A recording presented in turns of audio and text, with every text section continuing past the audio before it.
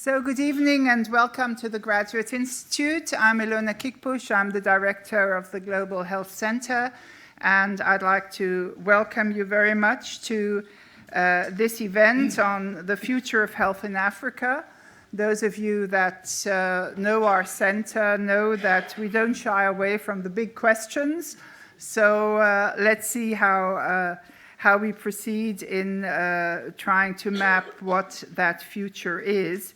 And of course, we are absolutely delighted that Dr. Moeti, the Regional Director for Africa of the World Health Organization, has joined us for this discussion. Who else would know better where that future lies and what needs to be done so that we get there? It's a special event because we are launching a fellowship, and our partner, Professor David Heymann, from both the London School of Hygiene and Tropical Medicine in London, and who is the head of the Center of Global Health Security at Chatham House. We have a lot of common projects together, and we're really, really happy to be able to launch a new phase, a new life of this fellowship, and he will outline to you in a minute as what that implies. And we have with us two former fellows, and just by pure chance, they also happen to be female. Ama Puka Feni, research fellow at present at the Institute of Statistical, Social and Economics Research at the University of Ghana. And we have Ritka Tilly Guiado with us, who is now a consultant health specialist at the World Bank. We have a tradition at our events that we provide you with more detailed bios of our speakers so that the moderator doesn't have to take up half of the discussion time in reading out to you what extraordinary people they are. So please make use of that, and then you will see that. And finally, we have with us Thomas Quaney, the Director General, International Federation of the Pharmaceutical Manufacturers and Associations, IFPMA, who has been instrumental in gaining for us resources for the fellowship. And David Heymann, again, will explain to you how that works and how that is a venture that will be able to ensure independence and true partnership at the same time. We felt this was also very important. We are in the period of the SDGs. We are all supposed to experiment with SDG 17. That's always a balancing act. And we felt we should move forward and do that with this really, really important challenge. And that's something we can then also take up in the panel discussion. And we hope also to open the discussion to you so that you will be also able to discuss with the fellows, and in particular, again, with Dr. Moeti. You might well have some questions to her. So without further ado, I'll hand over to David, and David will explain to you what the fellowship was, what the fellowship is going to become, what we hope to achieve. David, please.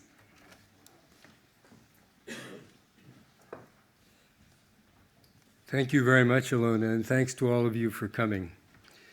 It's a great pleasure to be here tonight and to be partnering with the IFPMA and the Graduate Institute on this Leadership Fellowship, the West African Global Health Leaders Fellowship. It's also a great pleasure to be in the presence of Dr. Moeti and of our two of our three pilot fellows, Ama and Ritkak, who participated in the pilot project last year. The pilot project for this fellowship was funded by the Rockefeller Foundation, and it was based on three basic principles. First, during the year of the fellowship, the fellows were required to contribute to public health in their own countries under mentorship, mostly virtual mentorship by Skype, by modern-day communications. Whenever a problem arose, they were able to get in touch with their mentor, and they were able to complete their projects within the year. The second principle was that after the fellowship, they were expected to continue to work within their countries, and as you'll hear from both Amma and Ritkak, they have stayed within their countries. Ritkak has changed positions, but still they're continuing to contribute in their own countries. And third, it was agreed that the fellows from the pilot project and from each cohort would become mentors for the next year's leadership fellowship. So those were the three principles on which the course was developed. And in order to apply, there was a requirement that the applicants be early to mid-career in public health, in a position in Africa, with permission from their employer to spend the year on the fellowship in their own country, with 3 weeks in London, and then 2 weeks at the end, one in Geneva and one in London. And in addition, they were permitted to complete their projects during the year. In their application process, they had to choose a topic that they wanted to study, and you'll hear more about that from both Amma and Ritkak later on. What's the future of this program? Well, first of all, we're delighted that it will continue in West Africa. This year we will have between 5 and 7 fellows in West Africa beginning in October, and the applications will be accepted beginning very shortly. And my colleague Ade is here, who's coordinating all those activities, and Ade will be able to answer any questions afterwards if you wish. The applications will be popular. Last year for the pilot we had over 100 applicants, all with a letter from their employer stating that they were permitted to do this fellowship and continue to work in their job in their own countries. We're delighted also that as PhRMA has agreed to participate with us this year, that's increased the number of fellows we have, and I must thank Thomas for having worked so hard to get interest from the pharmaceutical companies, many of whom are represented here tonight. What's the future? Well, this course now is in Anglophone West Africa. It's the West Africa Global Health Leaders Fellowship. We hope to expand it to East Africa, Anglophone East Africa, and also to Francophone West Africa. But we're going slowly.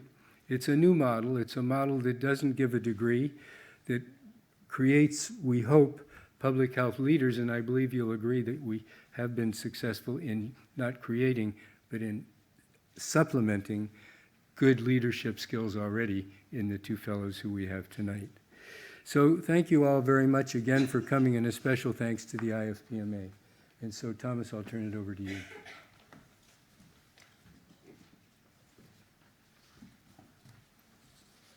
Now, from my side, thanks to Ilona and to David, and actually thanks for having lobbied me successfully. Normally it's the other way around, but in this case, I think I'd hardly arrived in Geneva, knew probably about 1/10 of the acronyms, which are everyday use here, and I was visited by David Heymann and Ilona Kickbusch, who came with the idea that I should help them to make the fellowship program possible, the continuation. The reason why I actually, without knowing much upfront about it, I was really thinking about how can we find the money, which we didn't have, because companies in mid-June normally are not that keen on accepting new commitments. IFPMA, such as a poor association, is actually multifold. One is we share, I think, the passion of all of you in here in the room that we need to continue to make global health progress happen.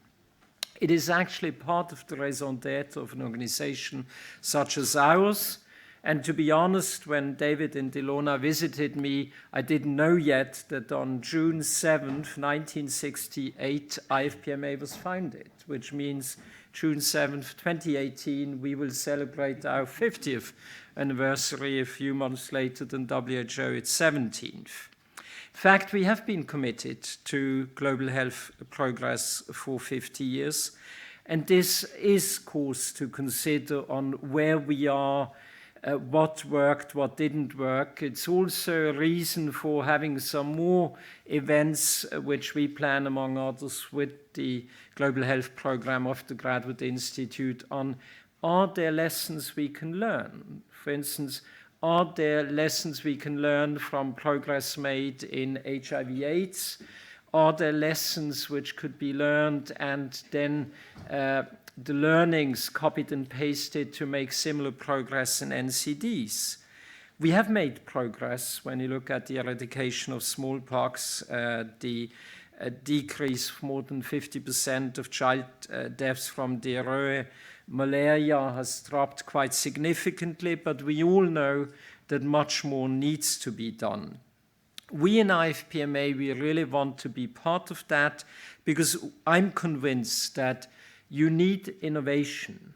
We had a similar event less than a week ago here about the launch of the AMR Industry Alliance progress report, and there we did talk about the need to get new antibiotics. We will never be able to tackle AMR, even through the best stewardship, addressing environmental impact, if you don't get new antibiotics. We need transformative treatments. We need partnership and engagement. And that's why, considering that, as I said, and I was very honest with Ilona and David, I didn't make any promise. I said I want to look into the matter, and I must say I was impressed, not having known Arma and Edward and Ritgak then at that time, but I looked at what I saw on paper, and I trusted the leadership from people like David Heymann and Ilona Kickbusch. Therefore, I did reach out to companies because, as I said, we were already overcommitted. And I was remarkably successful because we wouldn't do an event, to be honest, if I would fund 2 fellows. But I was able within a few weeks to respond that we reached critical mass. And therefore, over the next 2 years, we are committed to funding 10 fellowships, which is 3 times as much as Rockefeller Foundation. There's a little bit more money than I have in the pocket. This was possible because I was remarkably successful, having been lobbied by David and Ilona, reaching out to companies, and you allow me that I list those who gave me additional pocket money, namely Amgen, Eisai, GlaxoSmithKline, J&J, Menarini from Italy, Merck Sharp & Dohme, Novartis, Pfizer, Shionogi, and Takeda, which means, although we talk about Africa, you see companies from Japan, from Europe, and the US all having contributed, and then we topped it up from the pot, the empty one, as I mentioned it. Reason being is, when you look at the Lancet Commission report on Africa, there are a number of important observations and recommendations which I think are all appropriate to reflect while we meet today. One is that one needs a comprehensive approach to system-wide changes and system strengthening. You need in Africa, Africa-based and homegrown solutions. And there, I must say, I may share an anecdote which I loved when I asked Ama why she applied for that. And the attractive factor, which all of you who were in Geneva yesterday will understand, I could stay in Ghana, where it's warm and sunny. I didn't have to go to London and London or Geneva. You could substitute each of them. Therefore, commitment to staying in the country. And I think that was the same for all those who applied for the fellowship. I think it's absolutely crucial investment in higher education and research. They are essential, and one needs broad partnerships. When you look at the SDGs, you need partnerships, and you need partnerships also with the private sector. And we need young people, committed, talented people who are key to bring about this transformative change. And as Ilona has already alluded, I think it's no surprise that 2 of the 3 initial fellows are women, which is quite remarkable. I've learned actually over the last 11 months since I started in IFPMA that many Africans are highly motivated to solve their own challenges. They don't want us to lecture them how to solve the problems domestically. And it is important that we really, empower these people to make it work. There's one element which I'd like to flag up front. In our discussions, I was asked to support, but immediately I said, we don't want to be involved in the selection of the fellows. Therefore, the selection of the fellows is something, and the curriculum, the program, where Chatham House and the Graduate Institute are sovereign. There will be interactions, because when you talk about partnership, there's an interest in interaction, but we want Chatham House and Graduate Institute to select the best based on merit. And having met the fellows and actually listened already to what they did, I'm actually extremely proud that without that knowledge, I trusted David and Ilona, and we can make this work. And I'm really confident that we will go way beyond the 2 years initial commitment. Thanks, and I'm now handing over to Ilona. Thank you very much.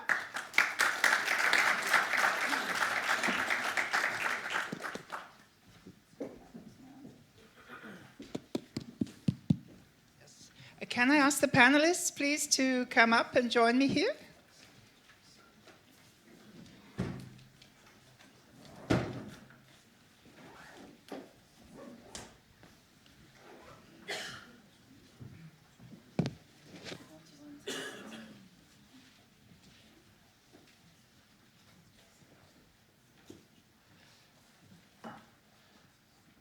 So another one of these special happenings, an all-female panel here at the Graduate Institute. And we're particularly delighted that it's in relation to this issue. But I do want to take the opportunity, some of you might have seen this, some of you know that our center is very involved in wanting to strengthen women in global health, and we have done a whole range of events and initiatives around that. But you will have found there is a pocket guide to gender mainstreaming out there that you might be able to take. It's for men and women, and it fits into a purse or in this pocket that men tend to have in here. I have one, but it's only big enough for a lipstick, so I don't know, I couldn't put it in there. But it actually tells you at the back, what can I do? It reminds you of what you can do. For example, never accept to sit on an all-male panel or be the only woman on such a panel, or perhaps even the woman moderator of such a panel. So these are things that we want to use this opportunity to flag as well. And maybe that's one issue we can come back to as we discuss what actually is the power of women in relation to the future of health in Africa. I would really like my three panelists to speak on that. But let's really start with the heading, the future of health in Africa. Dr. Moeti, when we invited you to this panel and you read this heading, what's the first thing that spontaneously goes through your mind? We would say, coming down from the World Health Assembly discussions, we would say the future of Africa's health lies maybe in universal health coverage. Where would you say, what are the big things that need to happen for Africa to go on that future of health? Okay, thanks very much, Ilona, and good evening, everybody. Just briefly, thank you for inviting me onto this, this panel. I was very pleased to meet our fellows and to find that I know the mother-in-law of one of them is my contemporary. So that just shows you where to place me in terms of age. But I think that the future of health in Africa, with all the dynamics that's going on, is very much going in the direction of equity, reaching the last person, leaving no one behind, and behind that, all that is implied by work on, in a systematic way, on universal health coverage, and work with other sectors that have a strong influence on health as well. So I would see those two pillars, really drilling down to understanding how to go beyond the most obvious, providing services, support, and ensuring that we understand who's not being reached, why they're not being reached, why they are not making a demand for health services, and putting in place then the policies and strategies to make that real, and partnership with the other sectors that play such a strong role, and understanding how to leverage what they do when they do their own business and link it with our objectives of reaching every last person, I would say. It's one of the things this institute I've never understood, why we can only have 2 microphones, but there seems to be a rule about that. But let me ask you, Dr. Moeti, then, you've sort of outlined it in general. It would be helpful for us also to know what in particular can the African region and office of WHO contribute to that? How do you see that role? Where particularly can you be a driving force to move it forward, to give it that extra energy? Yes. Those of you who've been following the executive board, I'm not quite sure if people follow these WHO governing bodies or committees, will know that our new Director General has come in with a very strong push with a new strategic plan for WHO, which emphasizes, as I said, universal health coverage, reaching 1 billion people, or 3 billion in the end, with, with various interventions to drive us towards UHC and to better safety, meaning being better prepared to deal with the outbreaks and epidemics, which I think David's interest in this work. So we see ourselves as being a strong leader in health, working with other partners, but very much working with our member states to support the idea of tackling universal health coverage. It's not easy. And in African countries, we are coming out of the MDG era, which emphasized very much particular disease programs, particular disease problems, and accelerating in an urgent way, working on those. I remember being a WHO representative in a country with the UN country team working on the MDGs. And we all had, I will do child health, maternal health. I asked my colleagues, you need systems to deliver all of this.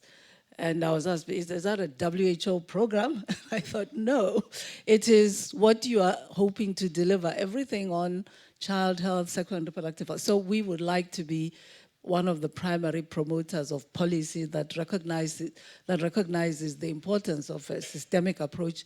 And we like to be a facilitator of dialogue and partnership among the many stakeholders that work on health in African countries, which can sometimes be very fragmented, very incoherent, very inefficient.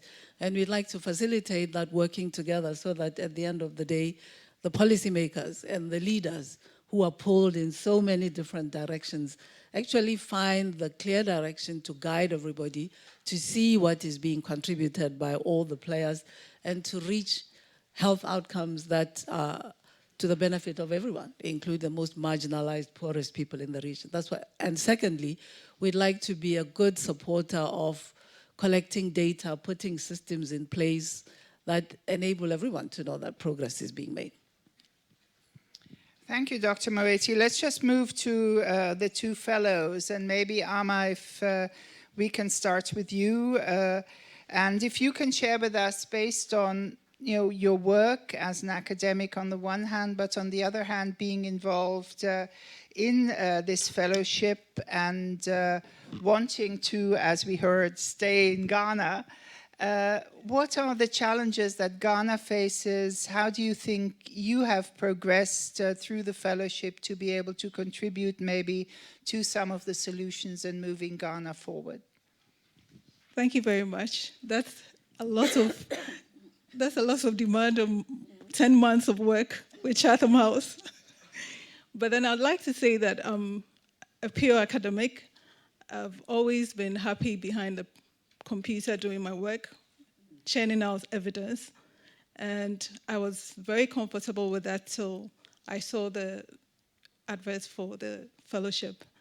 What I thought was it could give me an opportunity to share my research work, because that was lacking. And we had this feedback from the politicians and the policymakers that they don't understand what we do in academic sphere.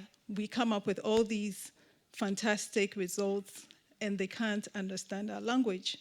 So I thought that going to Chatham House to understand how they're able to move between academic work and policymakers, putting everybody on the same platform to share ideas, could be something that would help me to relate to other people and make our work more relevant.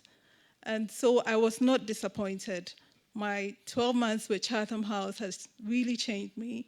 I wouldn't be sitting here in front of all of you 10 months ago. I would rather have somebody else push my work forward.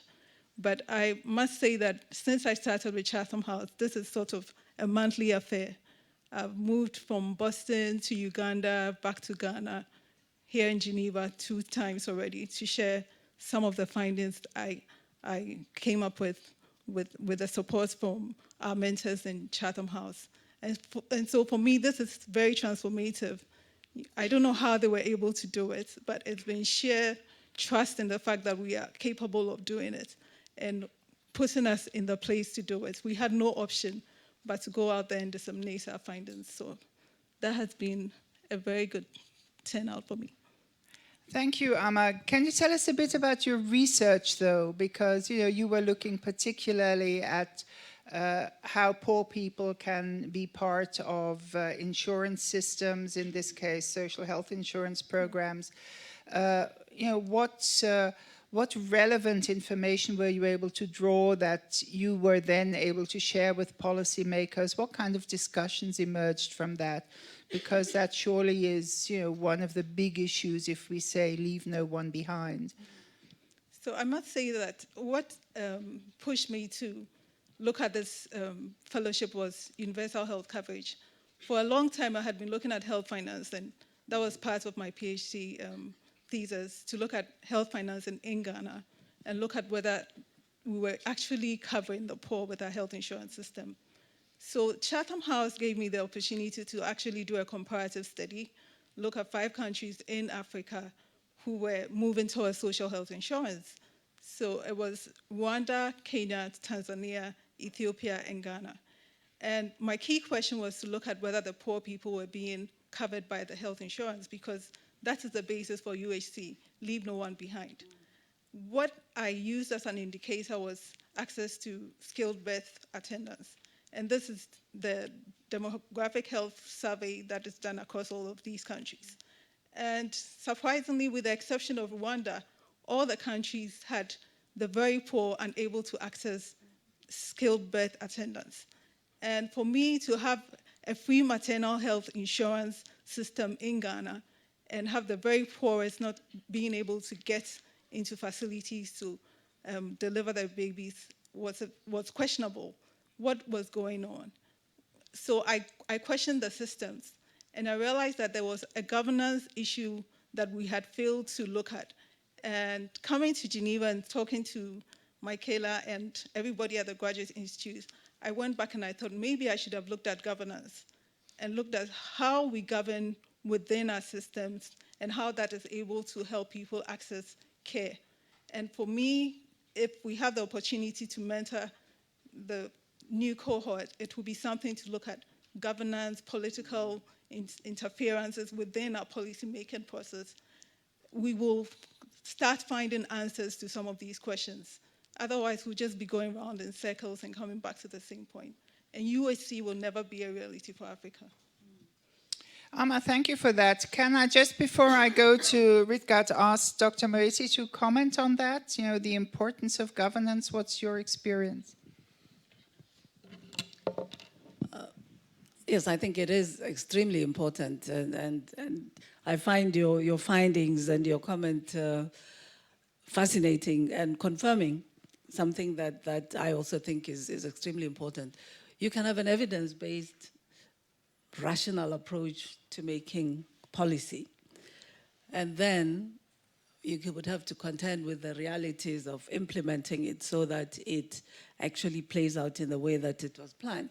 And I think all along the implementation chain, you will meet barriers, influences that, if you like, turn it from what it's supposed to do. So I think the idea of ensuring that you have platforms, mechanisms for examining and re-examining what is happening, and you assess them with evidence as to what is actually coming out is extremely important. And then find ways, mechanisms, principles of reaching decisions and ensuring that those are translated into action, that they're translated into resources that actually get disbursed and go to the right place for the right person to use to enable the right other person to access. I think these are all issues of governance that are extremely important. So I'm really impressed and really encouraged to hear about your work and see how you used this, the evidence coming out of these demographic health surveys to actually see, as we have seen a number of countries that are quite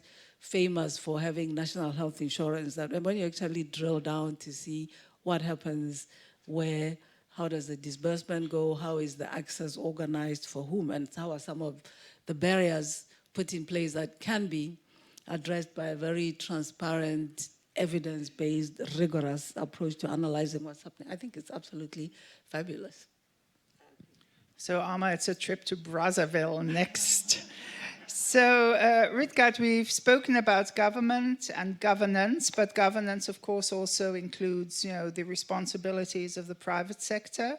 And in your research, you looked particularly at the role of the private industry in public health emergencies.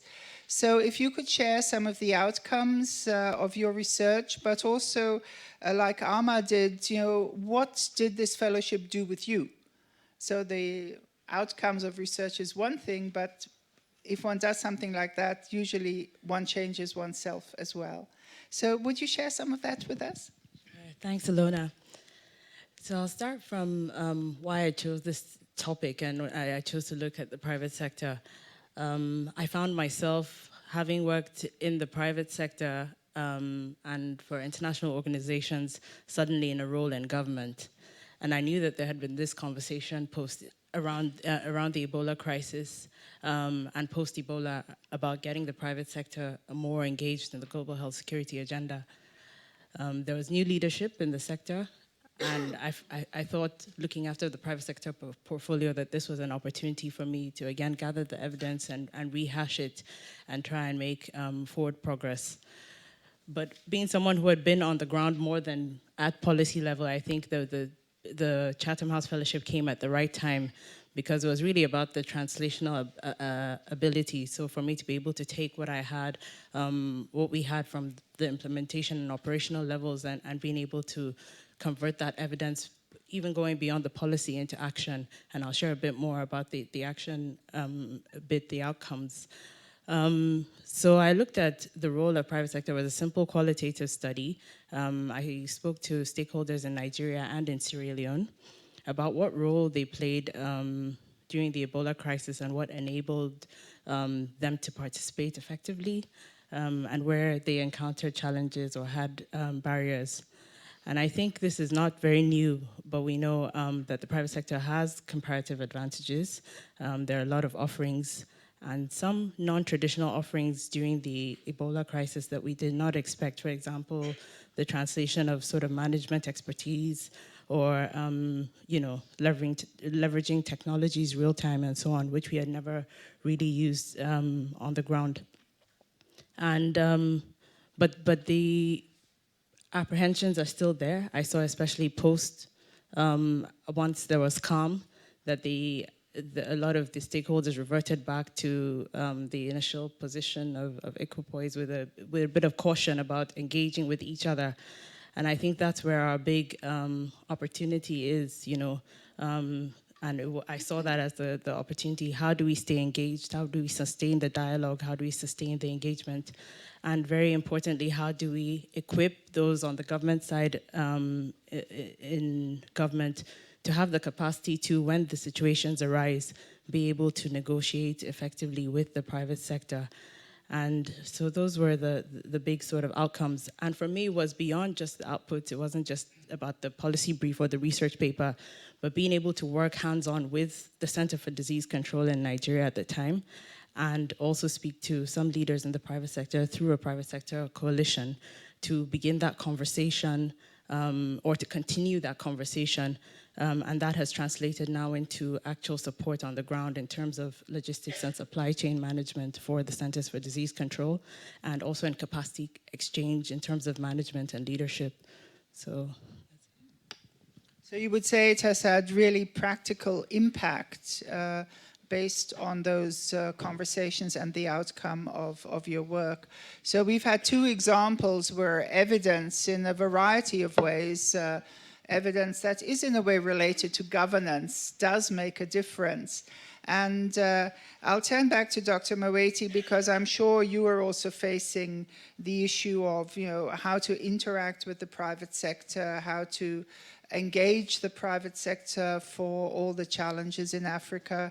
How do you approach that through the WHO in Africa? Okay. First of all, I'll just put it out there that you probably know there has been a 5-year negotiation on something called FENSA in WHO, essentially exploring how to partner with the private sector in ways that don't threaten the objectivity of WHO's norm-setting role, etc. So just to set that out and say that is a challenge in general. I think in the African region, we of course work with some private sector partners, with coalitions. We work very much with some of the partnership of pharmaceutical companies that donate medicines, for example, for neglected tropical diseases, where there's a coalition. They put their resources together and they have a clear objective, and we find ways within a certain policy framework of cooperating with them how to leverage that contribution to health in Africa. What's more important is the exploration we are making now, and I'll admit it's an exploration on how to understand better the role and potential contribution of the private sector to health system strengthening, health service delivery, and universal health coverage, so as to be able to advise the governments in the role that we play as WHO on their policies, on their partnership with the private sector, with a view to universal health coverage, that is expanding coverage and access, an emphasis on equity, an emphasis on affordability, and all of this. And here I have to say we are setting out to try to understand what is the potential of the private sector to contribute in terms of financing that is fair, for example. I was very interested. We had a health forum in Kigali in Rwanda last year, and we had there some partners from the private sector who are contributing to affordable, low-cost health insurance for low-income people, enabling them then to get access to primary healthcare services, working with government. And I understood very well that what we can help to facilitate this partnership is to support the national leadership, the government, to be very clear in terms of what are the ground rules, what are the principles, so that the private sector understands how it can make its contribution within the framework of aiming at equity, fairness, affordability, and not distorting what is happening in a national system, for example. This is part of what we're learning. Of course, we are starting to work with the private sector very much to leverage some of the technologies that are available, e-health, etc., as a way of also accelerating what can happen in different dimensions of health. Yeah. Thank you. So, Ritgat, if you were an advisor to Dr. Moeti, and she were to say to you, I have to take forward SDG 17, I also need to explore this in order to be able to address some of these major equity challenges. What would you advise her based on the work you've done, how to go about it? So that's a big one. I mean, so there is the issue of having these guiding principles around transparency and building trust, speaking a mutual language or finding that mutual language, those points of mutualism and mutual benefit, which we can build into a framework and a framework that guides that engagement. But I think the reality on the ground is it's about capacity and it's about leadership, having good leadership on both sides, having people with the capacity to be able to navigate between these, between the ethics, as you mentioned, between the operational realities and just being able to be pragmatic about those solutions. So I would advise Dr. Moretti to equip those who are driving SDG 17 to, yes, have the frameworks and understand the fundamentals, but more than that, to be able to be effective leaders in negotiating the stance of the WHO or whatever organization they represent. Alma, that's something that you had underlined, how such a capacity building program sort of changed you and equipped you to do things that you wouldn't have been able to do before, like in the dialogue with policymakers. So if you were able to think about this future of health in Africa, what kind of capacity building initiatives do you think should be generated, should be out there? What kind of people should be trained? I mean, to a certain extent, you've described to us how you as an economist moved more towards becoming, a policy expert. So if you could, I'm sure, one sometimes sits there and says, my gosh, if only this existed, or if that kind of program were there. And if you could say something about that capacity and maybe also give us an indication about the gender balance in other capacity building programs? When you mentioned gender balance, I just laugh because I'm the only female economist in my team. So, so that's a tough one. Hopefully, out of more than 16. But then I'm hoping that in years to come, there'll be many more female economists on my team. But then to look at this critically, we need networks.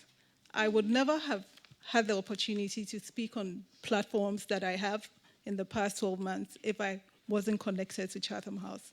And that brings to mind the networks that are available because of the institutions we work in. We can't deny the fact at all. There are certain platforms that you will never get the opportunity to be part of unless you're associated with different institutions. So for me, this is critical. I could live another 10 years without having this network of being part of the Women Leaders in Global Health, which came as a spin-off from having worked with Anne-Marie Kimball in Chatham House.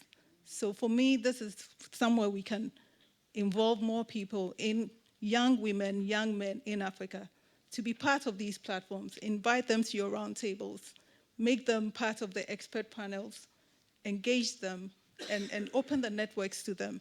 Mentoring is not just about speaking to people or training people or putting people on workshops. We've done that 1,000 times. I can't tell you how many workshops I've been on. But this personal coaching, investing time and resources to train people and build capacity is somewhere we can put some resources. And I'm really happy to have been part of this program. And I know so many people who can benefit from this. I'm not unique. There are so many thousands of women like me in Africa who can also do more than I'm doing, but have not been given this opportunity. And so for me, I would say let's invest more in mentoring, let's invest more to open networks for people to also speak and give the voice to the voiceless. That's what I think. Dr. Moretti, I see you nodding, and I'd like to follow that through with, in what way do you think that investment in capacity building in Africa can be moved forward, both in academic institutions, but also outside? And there was a hint there also, capacity, of course, is not only something, and leadership is not only something that happens, through academia or people in top-level positions. Civil society takes leadership in many cases. So how can also your office contribute to that capacity and network building, as we heard? And who else do you think should play a role? Who should get more active? Who should, help open up these opportunities? Yeah, good questions. I mean, if I just start with what we've been doing in WHO over a number of years, emerging naturally from the way that we work with national programs, we have established over quite a few years, if you like, networks of program leaders in different diseases. So we do have that basis of people who are a community dealing with a common problem, who become an alliance, a network, who meet annually with our WHO staff, very often with other partners who work in the same areas. So we convene these groups who become a community for different programs, and we carry out training programs. We've carried out training programs for them. I think the difference, what could be modified to improve what happens, is to have a better balance between the technical content of some of this and perhaps some of the more leadership, facilitatory content that so facilitates whether a program manager who knows his subject matter fabulously is effective in actually moving a program and making things happen in a country or not. So those kinds of alliances with those who bring on board those skills that may not be very obvious in a classical epidemiologist who may be a WHO program manager who manages the program could then round up the skill set that these people have. We have a number of WHO collaborating centers around the globe, including places like the University of Cape Town that runs leadership courses, so how to translate evidence into policy and make that move in programs and navigate effectively so that it actually gets implemented. So I think academic institutions working together, implementing partners, international organizations of different types, other UN agencies, some of the other alliances that have been established around specific themes, the groups that are working on women's health, reproductive health, child survival. We can find platforms to bring all of these groups that have a common interest to the question of how to ensure that the capacity is there at different levels in countries, because it's not only the national manager or the director general, it's somebody who's working in a district who could make fabulous decisions working with partners to make sure that what happens in their district is translating what is dictated by the national policy, but is navigating the opportunities and resources locally, including the governance issues that will enable then the health facilities and the partners in the district to be able to deliver or not.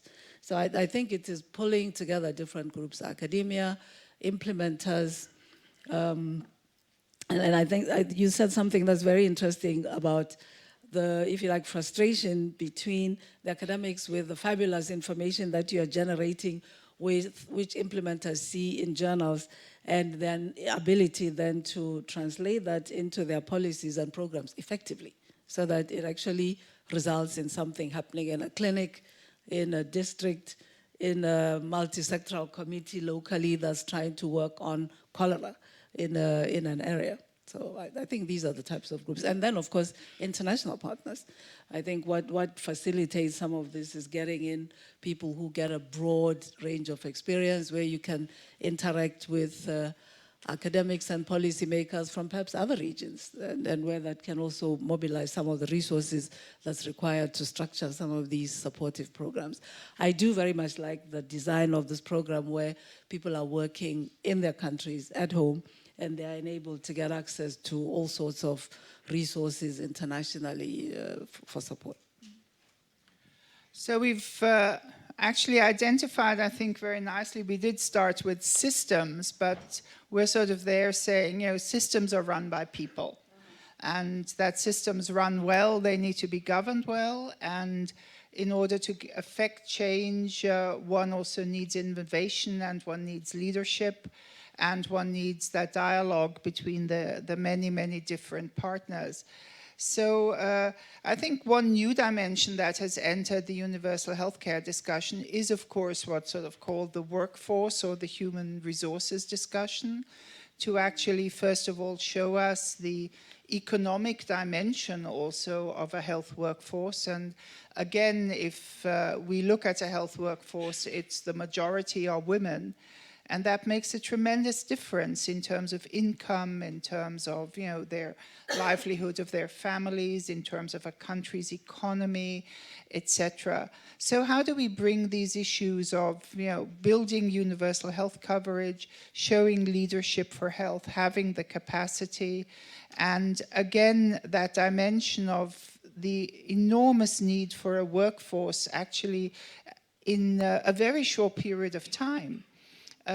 How would one go about addressing that? Who would like to say a word or two about that, either from an economic perspective, private sector perspective, the WHO perspective? Who'll start? Yes. Go ahead. Amma, start. I may not have all the answers, but I'll try. Yeah. Okay. So I would say that it's a political issue. I have run away from politics all my life. I actually told my husband if he made a mistake to enter politics, that's it for the marriage. Because I always felt politicians were not to be trusted. But the more I worked at my research topic at Chatham House, the more I realized that I cannot run away from politics. It is a very fabric of our society. And so we can pretend like academics, hide in our little shells, and forget about politicians. But at the end of the day, they will determine for us which policies are implemented. So maybe it's time to really get back to the books and get them on board. It's taken me a long time to get to this point, but we need the politicians when we make all these great declarations about universal health care. So when it comes to women and allowing more women to lead, it's back to the politics. And in Africa, I might say that it's a very patriarchal system where men take leadership roles everywhere. We cannot hide from that. It is part of the very nature of our livelihoods. So social norms and cultural norms determine a woman's role within the society. And it's the man who takes the lead. And so we need to go back to politics and say we need affirmation. We need more women taking decisions for all of us as a nation, and that will make the difference. We need to go back to the politicians and say, we need more women parliamentarians. So let's talk about quota system. I know many people don't like to hear the word quota system, and that women should justify why they are on the boards, and you can't just use a quota system to put women on boards. But maybe we do need some political affirmation to get more women on boards, to get more women in our parliaments. So it's back to the politics, Ilona. We cannot hide from it. Well, Dr. Tedros says health's a political choice, and we can see those politics, go in a whole range of directions. Ritgaard, what would you answer? So I think first is the human resources for health gap. And again, I see that the private sector does have a role to play when you're talking about fast-tracking and closing that gap. One is in providing the platforms and financing and institutions for that training, but also leveraging things like technology. For example, we're seeing things that we would have thought some years ago were out of the moon, testing the delivery of vaccines using drones, using blockchain for the vaccine supply chain to ensure that the most efficacious vaccines arrive at the last mile. So I think there is a role, and more we'll see that technology and innovation will help us to close some of that gap. On the other hand, in terms of gender, I think one of the opportunities, for example, with this fellowship was, as David said earlier, catch early to mid-level people. So trying to bring more women like us up into the system and us enabling, pushing, as you said, I'm committed to not being on a panel that is does not have 50-50 representation. So little affirmative actions, if you like to call them that, but us committing to those sorts of things and opening up opportunities for those that come behind us so that we are gradually increasing that critical mass. We already know that the bigger proportion of health workers on the ground are women, and that they are really, health workers on the ground will drive the change. It's just about us being able to create those opportunities and platforms for them to deliver on that. Thank you. So now you have the opportunity to ask a question or two of these extraordinary women on this panel. Who would like to start? Yes, please. I've got to give this away. Okay. But please, short questions. Yeah, very short questions that we... Gabriel Minder from Switzerland. We in Switzerland have trained a number of women from Africa, exactly from Kenya, to become bachelors at Swiss and British universities. And now, as they are about to finish their third year and have a bachelor degree, a very good bachelor degree from a European university, we find that the companies are not able to offer them jobs. What they offer is unpaid internships. Now, we in Switzerland, we have discovered half a century ago that the best and first thing to do with young people is to pay them for internships. Very little, but to show that their cooperation is already worth something. Now, how should we go about Kenya? Should we go to you at WHO? Shall we go with your experience, with Ilona? Or how should we do? We've got a few months to decide. Thank you. To have paid internships and jobs for people. Okay, Rupert, please. Great. So I want to say congratulations on your accomplishments. And to be bite-sized, I represent an organization called Women in Global Health.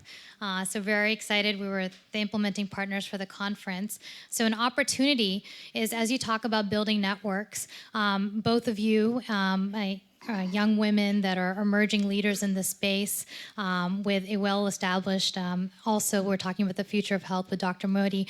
What would you say it really takes to start a network of women in global health in Africa particularly? It's both a challenge and an opportunity, and would love to hear your thoughts. And secondly, with this being the executive board meeting happening simultaneously, what ask would you have of the leaders that represent countries on Africa about how to advance gender equality and women's leadership? What commitments, what can they do? Thank you. Okay. Yes, please, go ahead. Yes. Hi, thanks for the very insightful discussions. My name is Arinze, and I'm a public health pharmacist currently enrolled to the Master of Global Health, University of Geneva. I like very much some of the thoughts you shared on the industrial landscape and the organizational landscape for the future of health in Africa, but I'm particularly concerned about the individual level for the many people in African countries who maybe the problem for access to healthcare is acceptability issues as a result of the predominant socio-cultural norms in the region. So a situation where women, for example, are unable to access healthcare as a result of the cultural issues, especially in Nigeria, where I come from, and of course the issue of accessibility and all of these very simple problems that hamper access to healthcare. What are your thoughts on that aspect? Okay, the gentleman behind you. My name is Baba Aye. I'm with the Public Services International. I think it's pretty difficult to have an adequate grasp of the future we aim for without some perspective of where we're coming from. I mean, African health systems grew in leaps and bounds from the 60s to the 80s. Where did the rain start beating us? What happened? What were the policy reverses that brought about this? And in our view, part of these those 4 legs good, 2 legs better kind of perspective of relationship between the state and for-profit private interest. It does seem that we are having in here subtle, there more overt presentation of such cause of the malady, you know, as the main solution for it. As a question, I would want the panelists who have done quite well to, what does the evidence tell us about what thus far public-private partnership has brought about in terms of health outcomes? And my problem also is, like, talking of FENSA, Dr. Metsi was presenting it more as a framework for private. I think it's larger than that, which of course it's not that it is not so unknown, but it could give an idea of the view, because we're now talking about other civil society organizations. These are put like somewhere outside the box where more engagement with non-state actors puts for profits, either innocuously or that. At the center, we think that there's the need to stress strengthening public health systems for the future of Africa towards universal health coverage to be something realizable. And these are some of the lessons that could be drawn from earlier efforts that were truncated in the late 80s and 90s onwards. Thank you. Hi, my name is Paul O'Keefe, and I'm from the Global Studies Institute at the University of Geneva. My question's for Amma. I'm just wondering how you think academics who work in this area in Europe can be supporting your work while being mindful of like who's setting the agenda. So, Thank you. Thank you very much, and it is so beautiful to see you all at the stage. My name is Nicoletta Dentico from Health Innovation in Practice and a board member of the Ethical Bank. I was wondering, this is a question to both Dr. Moeti and particularly to Amma as an economist. Talking about health financing and a prospective view of how to support with the adequate resources the future of health in Africa. To what extent is, to your knowledge, in your country, in your networks, economic networks in Africa, the discussion about fiscal policies? And we've just seen the latest Oxfam report on the increasing accumulation of wealth. The Credit Suisse report told us that private wealth accumulation is growing more than demographic data. So, I mean, do you, for example, have any connections with the Tax Justice Network of Africa that are doing amazing things at the policy level to support countries, structure a fiscal policy that may respond to African needs? Thank you. Thank you, Nicoletta. Crystal Lander, I'm with Living Goods, which is a nonprofit working on community health in East Africa. One comment and quick question. The comment is around next steps, and I find that many times, particularly, and I'll just see this because it's globally, women of color will get in a lot of entry-level and fellowship positions, and then when positions come for opportunities at the more senior level, they seem to not be available, and unfortunately, you're stuck in this middle level. So you're never getting there. You have all the skills, you have all the internships and all the degrees, but there's not a lot of room at the top, and that's not being made in the US, Africa, or in Europe, as far as I'm concerned, based on the public health field. And then so would love feedback on that comment. And then the second question I have is particularly around the meeting this week. We're very interested in the role of community health in meeting our universal health coverage goals, and around, and kind of comment over there based on that, and making sure we're getting beyond the facility level. So I wanted to figure out a little bit and thoughts on comments for this week on where we can get and how we can move those things forward, because we seem to be stuck at a certain level in the health system. Okay, just the gentleman in front of you, and then I'll give back to the panel. Thank you. Just a few questions. One is, why are we talking about future of health in Africa, and why not public health in Africa, which is the other question of there. Second is, why 15 years after the term of global health, with the development of Gavi, Global Fund, many partnerships, lots of funding invested in Africa, many of the national health systems are struggling, and even WHO is struggling and under-resourced and underfunded. We have lots of maternal deaths, which is almost an emergency, which is ignored. We have lots of cholera, which is ignored. Malaria prevalence levels of 30–40%. HIV prevalence levels of above 10, 20 is looked as a success. Why? Those are some questions, really very, very big questions, but our panelists are going to deal with them. So, Richard, would you start?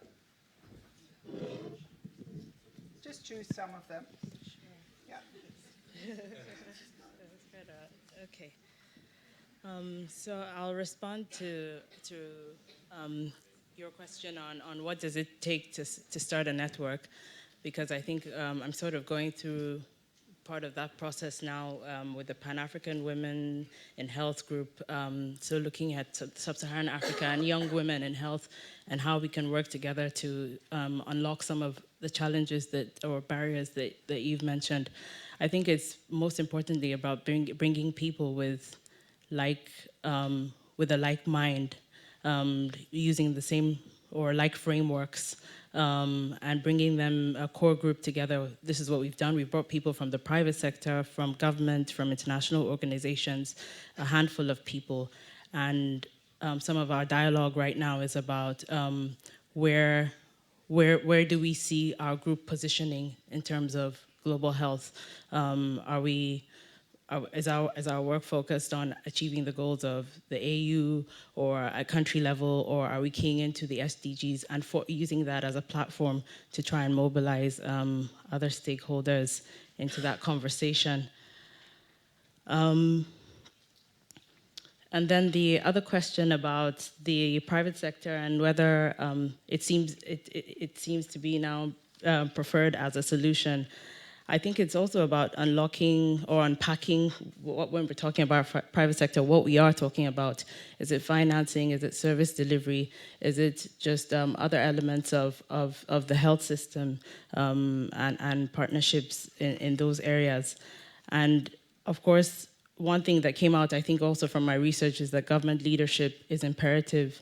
Nobody is expecting private sector to take the place of government, and the demand really must come from government that they identify that these are the areas in which they're lacking or could do with support and with that partnership. Keeping government at the fore of the delivery of health.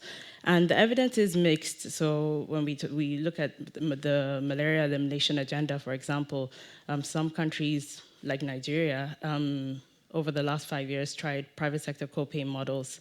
It's significantly moved the needle in terms of availability of anti-malaria commodities at the last mile.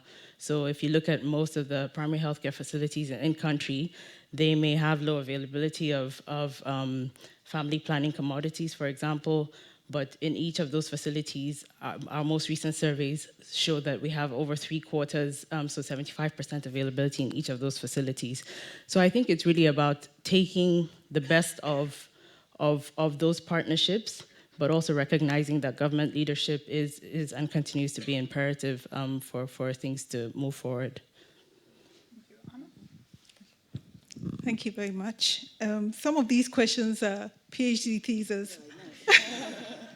And it cannot be tackled in 10 minutes, I bet you. But then I'll do my best. To do with the cultural norms, I had conducted a study in the northern part of Ghana in 2012. And we had asked women why they wouldn't go to the hospitals to give birth. And for them, a brave woman gives birth at home. So it's only the not so brave women who will show up in the health facility. So these are some of the cultural norms that are really tied up within our countries, that you could provide all the health facilities and people will not show up. Until we can break some of these cultural barriers, we can have the best facilities and nobody will use them. And I think it's a matter of education, health literacy. We need to invest more in some of these areas. On health financing and fiscal space, we did some work in Ghana looking at how much fiscal space we had to put more resources into health. And to be honest with you, when I did the presentation to the ministers, with the Minister of Finance and everybody sitting there, and they said there was no more space to create more money. We could not tax anywhere in our system to put more money into health. And people would say, why can't we do that? Why can't we find more tax soft drinks, find some way, send taxes here and there and put more money into health. But health is really not a priority. Many times we look at the whole agenda and health is really not the priority. There are other things that's taken more of government's attention. So we really have to do more policy work. More policy work has to be done. We need to engage more with civil society and get the agenda of health back onto the political agenda as well. To be honest with you, Ghana's health insurance is 92% tax-based. And you would wonder why we cannot all enjoy healthcare when all of us are paying taxes. 2.5% of Ghana's VAT goes into the National Health Insurance Fund. So it's really unfair that people would be outside of the health insurance bracket because somehow everybody pays into that health fund. But again, political will to do this. The final thing I will talk about is research agenda. Who sets the agenda? Most of the time, we are conflicted because government doesn't prioritize research. So research is driven by what donors think is priority for our nations. And until we decide what is important for us as African nations, and until we decide to put our money into research, our research will always be driven by donors. That's what it is, really. Okay, Shiva, I'm not quite sure I want to tackle your multiple questions, which really would deserve a PhD. But I mean, you raised the question of, in a sense, a lot of money has been spent on health in Africa through some of the global health initiatives that you named. And yet, we still find that the health systems in the region are not able to deliver health equitably to all people. These were during that era of strong push. This is an emergency. Here is my problem. I want to deal with it. I want to solve it. I mean, the Gavi and the Global Fund have gone some way of late into recognizing that you can have your vertical approach shooting down on your particular problem. At the end, you're going to bump up against the wall of a system which is not capable of delivering what you'd like to do. And as you recall, there have been several iterations of a health systems window of financing through some of these global health initiatives, and they are there now. And I think the challenge is what we were talking about earlier, how to have sound governance structures and mechanisms at the country level that determine what happens with these resources when they come into a country, how the allocation of this money is prioritized, decided, how the money is disbursed, how it is followed up, and how it is ensured that it's linked to actually some delivery and some outcomes. This is a huge challenge. I have to say, as the regional director of WHO in Africa, I sometimes think I was crazy to go for this job. But I do think occasionally that a director general of health in a ministry faced with all of this to manage, there's different platforms and sources of funding, the different programs that have to be managed, how to allocate this effectively, efficiently, ensure that some of the areas that are not funded by international funding, the human resources, for example, that's been an area which has been not particularly supported by some of the big international funding that's been available in countries. It's been, we have it for activities, but you need to deal with the national financing system in order to have the human resources in place all the way down a system in order to absorb this money. We've seen experience with some of the global health initiatives where the funding is there, the grants are approved, the absorptive capacity of the countries is a problem. So that every time it's time to go for a replenishment, there is a backup of hundreds of millions of dollars for various reasons, including capacity and simply the fact that was mentioned before, that the human resources of different types are not in place to be able to move this money. So for me, these have been some of the barriers of having, I won't call it fragmented, but very targeted support that then is very challenging for a national system to manage and to allocate so that you get effectiveness, you get efficiency, and you get progress and absorption of these resources. So that hopefully now that we're moving in a direction where there is a much more explicit emphasis on a systemic integrated approach, this might work better, and we can have a better outcome in terms of building up the systems in countries. There's an explicit interest in doing that in different components, the financing, which I agree very much is very much linked to fiscal policies in countries, and the human resource aspects, which are a huge challenge. If I don't want to be a DG, the other thing I don't want to be is somebody who tries to distribute human resources in a national system in a fair way so that you find them where they are needed, including at the community level. This is one of the hardest things to do, and I've spoken to ministers who've had to take very tough, determined policy decisions backed up politically by the president in order for doctors who are assigned to a district to be able to actually get to that district, and not to stay at the capital saying, oh, I've got family problems, I've got connections, so-and-so is going to call you so that you don't instruct me to go to where I'm assigned. So these are some of the governance and sometimes political issues that play a role.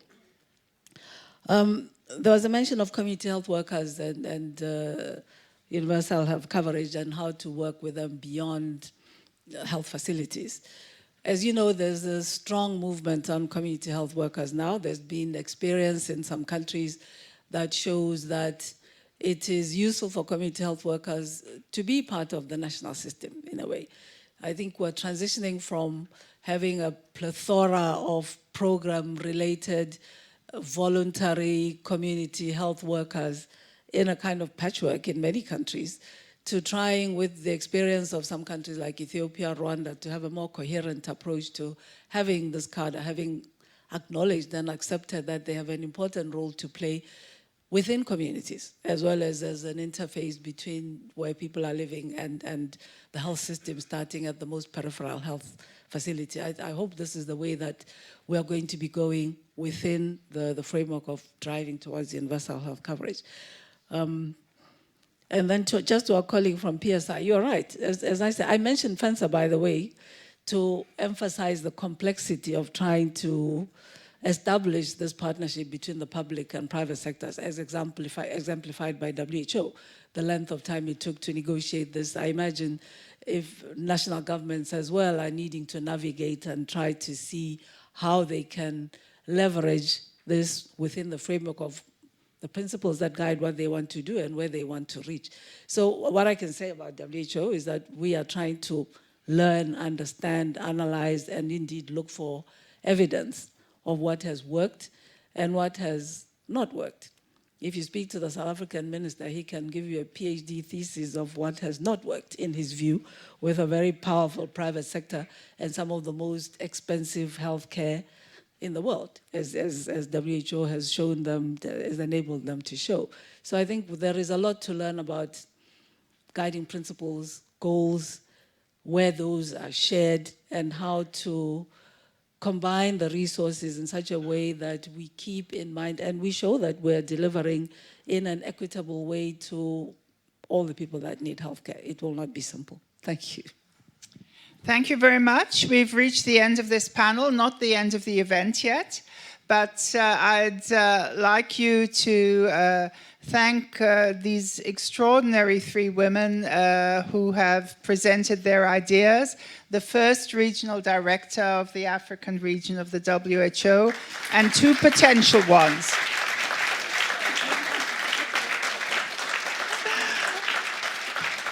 Thank you very much. So the future of health in Africa definitely is also female. We've seen that, and our speakers have really highlighted a whole range of the issues at stake.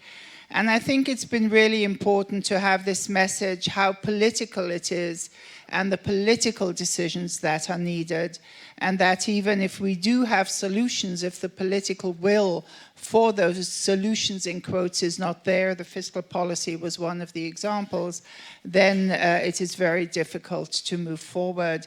And that's why, taking the loop back to the fellowship program, to be able to provide people with more ability and more skills and capacity to deal with the complexity of these issues and their political and governance dimension seems to us to be very important. And you can see that such a program does turn out potential leaders that are quite extraordinary. And I'd like to thank you again for joining this panel. So could I ask David and Thomas to come up again? I think there was an opportunity for you to make some concluding remarks. And then with all these people witnessing, we're supposed to sign the agreement. So Thomas, would you like to start and say a word or two? I think, having listened to the panelists, I can only reiterate how pleased I am that we are in here together. I also am very pleased that we managed to get an all-female panel. I have to admit, IFPMA is slightly more gender balanced than AMA's economic group, because I have about 70% women on my team, including in the leadership team. But I think listening to debates about future of health in Africa or current status of health in Africa, I'm occasionally reminded that it would be so easy to talk about is the glass half empty or half full. And for me, actually, listening to Ritgak, Ama, and Dr. Moeti, I'm reminded of one of my favorite children's books, which I gave to my son many, many years ago. And it's called The Little Blue Engine. That's something with all the deficiencies the Americans have. They have a belief in, I can do it. By the way, the engine is called Tommy. And I can do it. And listening to Ama and Ritgak and Dr. Moeti, I think we need to believe that we can do it. We need to believe that actually we need to be open-minded about changes. I do believe that the private sector can play a role, can play an important role.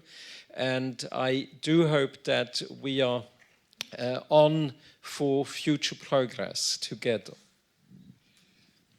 Thanks, Thomas. I'd like to thank the panel also, and I'd like to also speak for Ed Nyarko, who was our token male in the fellowship. Because Ed is one of the chief medical officers in the Ghanaian army, and his goal was to have the civilian, military, animal, and human health sectors all speak together and to do their risk assessments together. And he was able to accomplish this within a year, despite a change in government, and was able to develop an exercise which now will be done amongst these 4 different groups to show that they can work together in times of peace and also in times of epidemic. Regarding the course that's coming up, we've modified the course considerably based on what we've heard from Ritgak and Ama and Ed. And the first week of the course will be in London. And the morning will be technical issues in public health, the international health regulations, communicable diseases, non-communicable diseases, universal health coverage. And the afternoon, on each afternoon, there will be a seminar with 1 or 2 global leaders who we will bring in from Africa, from North America, from Europe, from other parts of the world, who will spend the afternoon with the fellows with panel discussions, so that they can learn by discussion from the leaders. The second week then will be a week of work with the mentors in the program, and our mentors this year will come from the Graduate Institute. They'll come from the London School of Hygiene and Tropical Medicine, from the Royal Society of Tropical Medicine in the US, and from Chatham House, and hopefully from the IFPMA. These mentors will work on their development with their fellows, on the development of the projects during that week. And those projects will then be the projects implemented back in their own countries. The third week, they'll come here to Geneva, to the Graduate Institute, and here they'll learn about health diplomacy from people who know it very well. And in addition, they'll visit some of the international organizations to see how they function. They'll go back to their countries, and at the end of the 12-month period, they'll come to London for 1 week and to Geneva for 1 week. And during those weeks, they'll present their work to a group of international donors, to a group of others who can help them and help enlarge their networks. And here, especially in Geneva, they'll work with the African Union and others to learn from them and to show them how they've been able to develop some leadership skills. So that's the way the course will be.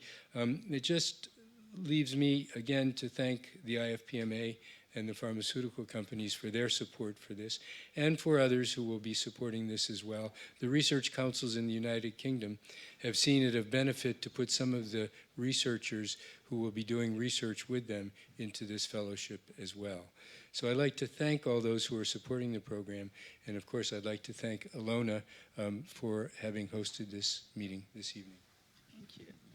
I'd like to thank the team who helped prepare this. So would the people stand up, please, from IFPMA and from the Graduate Institute who helped do this work. One's already standing. So say thank you to them. And Sarah, I think we're supposed to go down there and sign that. So gentlemen, please.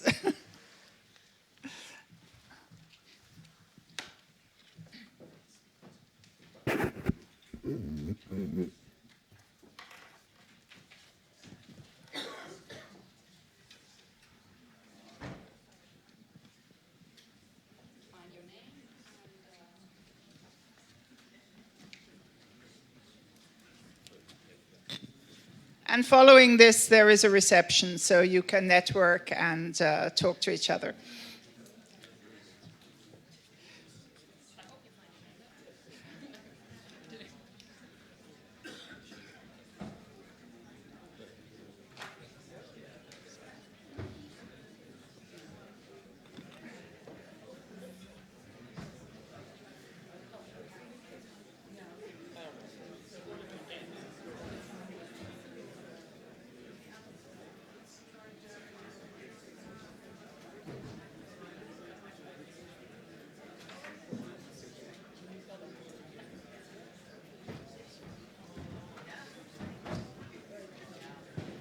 So thank you very much for coming. I hope you enjoyed it.